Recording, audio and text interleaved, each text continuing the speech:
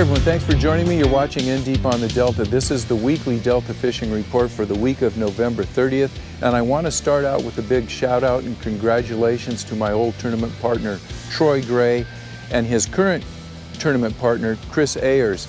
They won the recent Phil's tournament up at Shasta, first place. And Troy, I know you guys have been working hard out there. You've been cashing checks, waiting for your day. You finally got it, first place. Congratulations. I know that tournament has all the local sticks up there, and it's not an easy tournament to win. So congratulations, guys.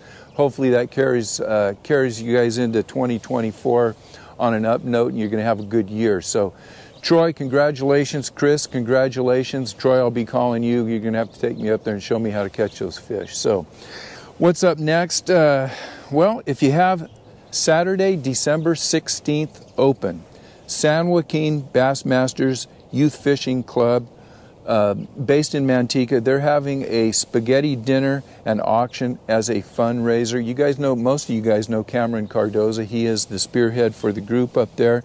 I've got the flyer up, so you have all the information. If you need more information, I will put Cameron's number in the remarks. You can call Cameron, and he'll be happy to fill you in on any information you need to know, and he'll be happy to accept any donations if you have. So get out there and support the San Joaquin Bassmasters Youth Fishing Club.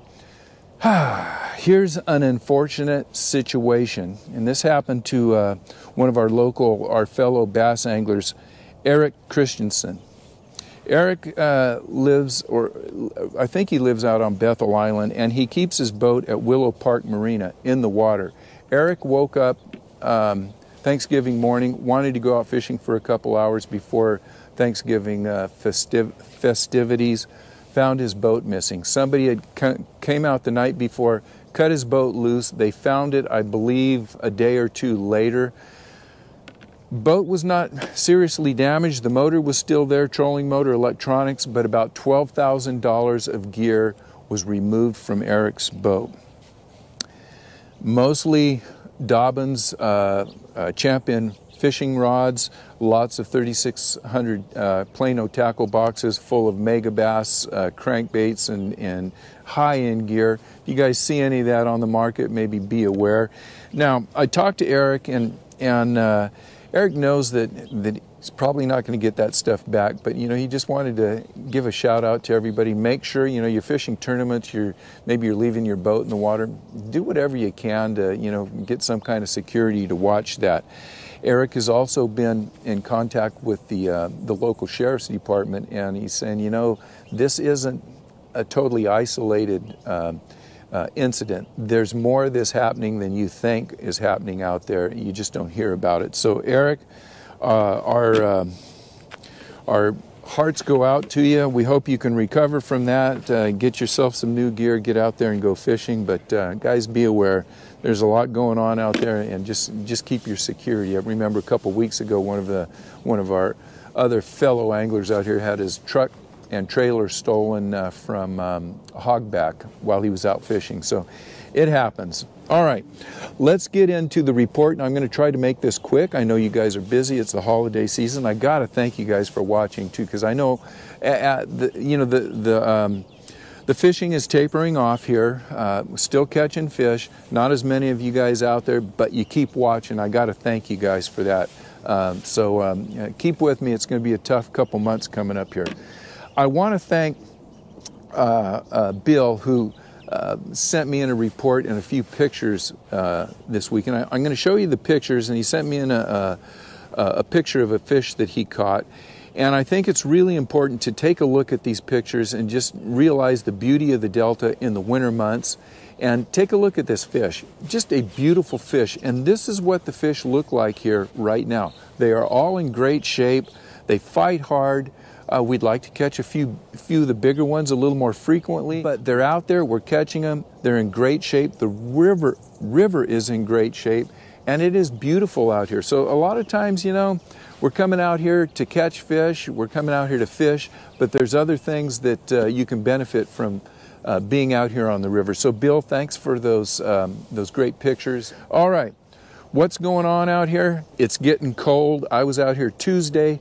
On the way to the ramp, my vehicle was registering 23 or 32 degree air temps. I got out to Paradise Point, ice all over the dock. Surface water temperature was 47 degrees. It did warm up to about 65 degrees that day. Air temps, water temps were right around the low 50s, and that's what I think we can expect coming up. We had a full moon, had some major league tides coming through last week. What that did is push a lot of that hyacinth out. We got a lot of debris in the water. I got a lot of reports on guys seeing big logs floating down the river because of these high tides. Hopefully this will be a big push and get a lot of that stuff out of there. But if you were out last week, especially in Disappointment Slough, man, the hyacinth was thick in there. I did see quite a bit of activity on the fishing activity on the river the day after Thanksgiving and the weekend.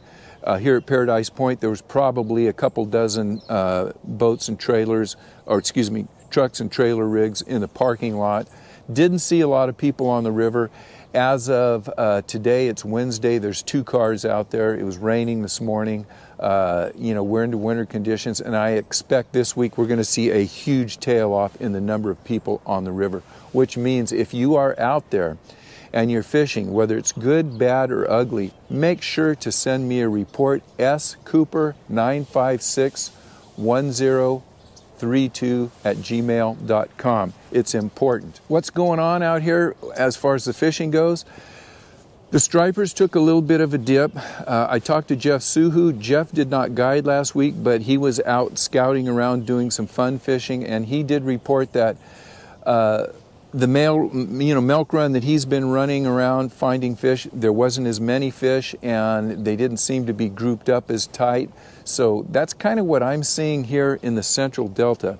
There's been a group of fish in a school of fish in 14 Mile Slough. The guys that know where they are and know how to catch them in isolated areas like that, they're catching fish. But all in all, especially here on the Central Delta, it's gotten tougher and tougher. Personally, I didn't catch a striper this week. I've been catching 1 to 2 fish an outing fishing for largemouth bass. This week I didn't catch a striper. I saw a real decrease in the number of people that were out, and that's probably because of Thanksgiving. But I'm also seeing a huge decrease in the number of sea lions. I was out fishing with my partner Chris Starkey yesterday, and he's been fishing the south. He's not seeing a lot of fish down there, and he's not seeing a lot of sea lions. So if the sea lions are not there, it probably means that the stripers are not in there. That being said, man, I got a lot of pictures of guys with stripers and reports of guys catching stripers, but this is the deal. They're not unless you find isolated fish that are back in the sloughs, or find an area that there's just a school holding. Most people are getting 1, 2, 3 fish per outing. They're not big fish. Most of the fish are that I'll say 20 to 24 inch size. Not seeing a lot of really big stripers come in. They are scattered all over the Delta, but the fishing has been tough. I think hopefully with this rain that we got this morning, it's Wednesday morning, maybe it'll push some stripers in from the bay. All the guys out in Honker and Sassoon, they're still catching fish. So we still got a lot of fish out there that hopefully are going to come into this system. But it has not been a great week for stripers, and hopefully that'll pick up. You guys go out, let me know how you're doing. Let's talk about largemouth bass, and you know what? It's been pretty darn good. Last year at this time, it dropped off and we didn't see a fish for 3 months. I hope that doesn't happen. As of right now, I am doing trips that are about 4 or 5 hours a day. I'm catching 20 to 30 fish per day. The size of the fish has varied dramatically from day to day. I put up a jerkbait video on Tuesday. If you guys haven't checked that out, make sure you check that out. A lot of good information on it.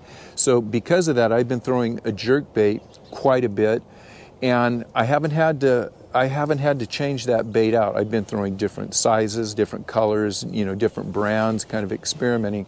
But I'm getting plenty of fish on jerkbaits. Here's the situation. Still getting good numbers. Last week I told you I was getting a lot of fish in the 12 to 14 inch class out here. Nice fun fish, not going to win you any tournaments, but you're getting that 8 to 10 pounds if you want to count your 5 big ones. Had a lot of those, and it was just fun fishing. The bigger fish were tough to catch, anything over about 2.5 pounds, and there wasn't many dinks. The last week, it's changed. Still getting those 30, 40 fish days and a half a day, but I'm getting a lot more dinks in that 6, 7 inch size.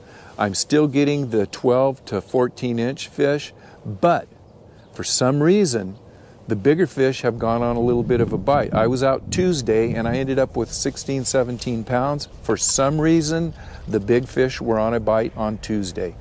Had several fish in the mid 3s to, right about 4.